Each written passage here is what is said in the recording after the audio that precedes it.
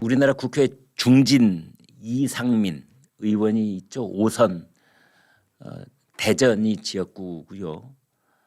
민주당에 있다가 탈당하고 이제 국민의힘 현재는 의원입니다.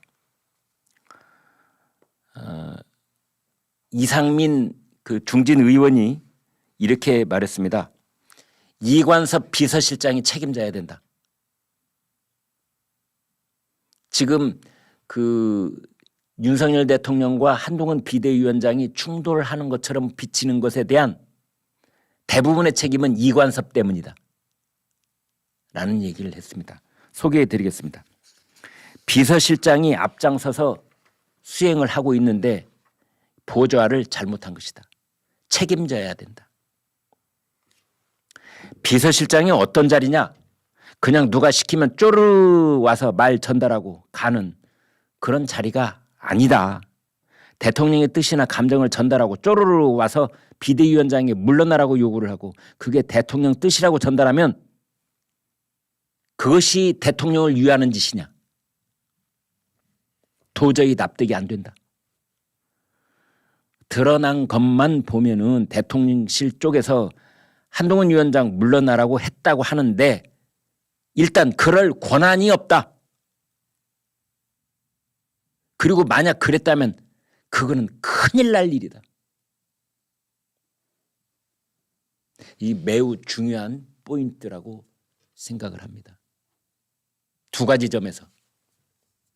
뭐 녹취가 없으니까 간접적으로 전원에 의해서 지금 이제 언론들이 일제히 보도는 하고 있습니다만 정말로 비서실장이 대통령 뜻을 빙자하여 물러나라고 했다면 거기는 두 가지 문제가 있다. 하나는 그럴 권한이 없다. 권한이. 두 번째로는 이건 큰일 날 일이다. 어떻게? 법적으로. 법적으로 이만저만한 논란의 소지가 있는 게 아니다. 당무 개입, 정치 중립 위반, 헌법 정신 위배, 공직선거법 위반. 이게 그 공무원들은요, 그 당 예비 경선에 절대 개입할 수 없도록 공직선거법이 명명백백하게 규정을 하고 있습니다.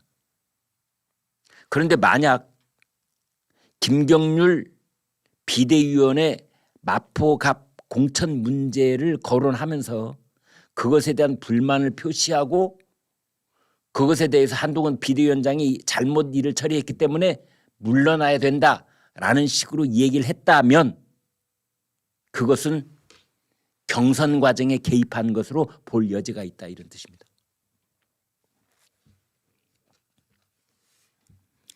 그다음에 이상민 의원이 이제 이관섭 대통령 비서실장의 책임을 묻는 그 이유를 이 대목에서 구체적으로 이야기를 합니다. 대통령의 감정이 아무리 그렇다 하더라도 대통령의 그 감정을 대통령이 화가 났다라고 하는 그 감정을 그 심기가 안정될 때까지 시간도 좀 벌고 그리고 한동훈 위원장한테는 대통령의 심기가 그런 상태니까 한동훈 위원장 쪽에서도 나름 노력을 해달라고 중간에서 조절도 하고 노력도 하고 그래야지. 그냥 쪼르르 다가가서 물러나라고 합니다 라고 그렇게 말할 권한이 도대체 어디에 있느냐 이런 겁니다. 그래서 지금 이 사태가 오히려 더 불거진 것 아니냐. 그다음에 이제 김건희 여사 리스크에 대해서는 사과를 하지 않는다. 좋다. 사과까지는 하지 않더라도 경위를 소상하게 밝히는 일은 필요하다. 쓸데없이 소문만 무성하고 대통령과 대통령 가족과 관련된 소문을 자꾸 부풀리고 왜곡하고 그런 전달이 있으니까 이것을 지금이라도 불을 끄려면 육하 원칙에 따라서 시점, 장소, 언제, 어디서, 누가, 무엇을, 왜, 어떻게 이런 것들이 있잖아요. 그런 것들을 좀 얘기해 주는 것이 대통령실에서 그래야 억측을 다 잠재울 수 있는 것 아니냐. 그래야 되는 것 아니냐라는 것이고요. 그다음에 민주당에 대해서도 아주 질책을 했습니다. 야비하게 정치 공세에 정략적으로 활용을 한다면 국민에게 호된 회초리를 맞을 것이다 라고 얘기를 했습니다. 그다음에 이제 김경률 비대위원에 대해서는 대통령이나 대통령실의 감정을 다소 불편하게 하는 발언을 할 수 없다라고 한다면 당이 제대로 돌아가겠느냐. 여권 내에서 아무 소리도 안 하고 굽신거리는 사람들만 득실거리면 어떻게 되겠느냐. 그러니까 다소 쓴소리가 나오고 다소 불편하게 들리는 얘기가 있다고 하더라도 그런 얘기는 수용할 수 있어야 되는 것 아니냐라는 식으로 이야기를 했습니다. 이렇게 온갖 이야기들이 난무할 때는 그 길을 뚫고 가는 방법 중에 하나가 기본적인 것에 대한 해결을 하는 겁니다. 질문, 근본적인 질문. 첫 번째는 이런 겁니다. 김건희 여사가 최재형 목사가 준 크리스찬 디오르 파우치 가방을 놓고 가라고 했는데 이것이 부정청탁 방지에 관한 법률 김영란법 위반이냐 아니냐 이겁니다. 이번 일의 모든 발단과 시작과 끝은 사실은 이 질문에 대해서 법률적인 우리가 해석을 어떻게 해야 될 것이냐 이제 이 문제하고 직결되어 있는 겁니다.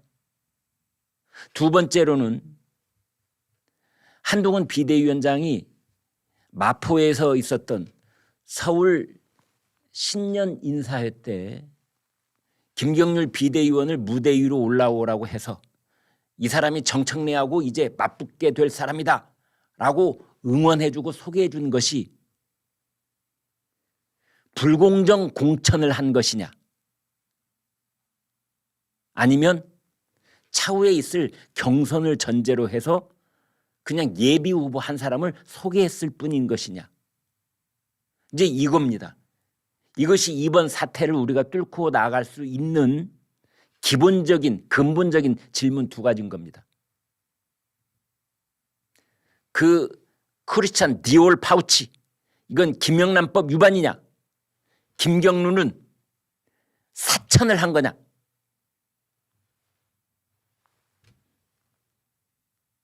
거기에 대한 조목조목 따지고 거기에 대한 법률적인 근거를 하나씩 이렇게 연결시켜서 해설을 한 유일한 신문이 조선일보입니다. 여러분 지금 조선일보 종이로 된 조선일보를 댁에서 받아보신다면 아마 신문 다시 한번 펼쳐보시면 그 대목들이 나와 있습니다. 그래서 그 생각을 가지고 있어야만이 이번 사태를 볼 수 있는 자기의 뚜렷한 객관적인 지식과 주관적인 판단이 선다. 저는 그렇게 말씀드릴 수가 있겠습니다. 그리고 지금 우리 주변에 유튜브에 나와 있는 여러 가지 주장도 마찬가지입니다만은 어떤 그 매우 강경한 목소리를 펼치는 경우가 있습니다. 가령 한동훈 비대위원장을 극단적으로 공격을 한다든지 그래서 비대위원장을 바로 교체를 해야 된다든지 이제 이런 식의 주장이 일부 있는 것으로 듣고 있습니다만 여러분 이제 이런 주장은 좀 균형을 갖고 수용을 하셔야 된다라는 말씀도 곁들여 드리겠습니다. 그 이준석 개혁신당 대표가 또 이런 이야기를 했습니다. 여러분이 공감하시든 안 하시든 참고로 알고 계셔야 될 필요가 있습니다. 이준석 대표는 윤석열 대통령과 한동훈 위원장이 서로 짜고 친다. 서로 왼쪽 눈 찡긋하고 윙크를 주고받으면서 하고 있는 것이다라는 뉘앙스로 얘기를 했습니다. 사전 기획인다. 서로 다른 팀인 척 해서 난국을 돌파하려고 한다. 음식점의 주방은 하나인데 전화 받는 상호와 전화기가 2개 따로 있는 모습이다. 서로 다른 팀인 척해서 이 난국을 돌파할 수 있다고 하는 것 같다. 여러분 태권도에서 대련을 할 때, 그러니까 두 선수가 서로 이제 주먹과 발 뭐 이런 것들 자유롭게 쓰면서 서로 이제 싸움을 벌이는 것을 대련이라고 하지요. 근데 그 대련 중에 약속 대련이라는 게 있습니다.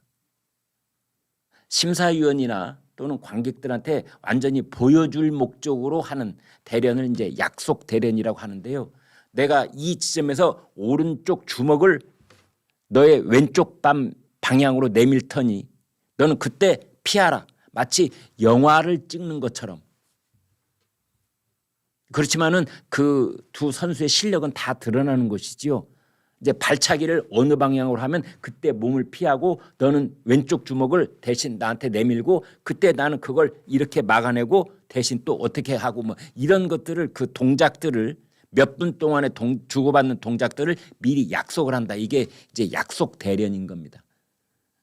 그래서 지금 윤 대통령과 한동훈 비대위원장이 약속 대련을 하고 있다라는 말도 했더군요. 그런 말도 있다는 점을 오늘 동아일보 사설이 인용을 하는 걸 봤습니다. 꼭 그렇다 아니다가 아닙니다. 네.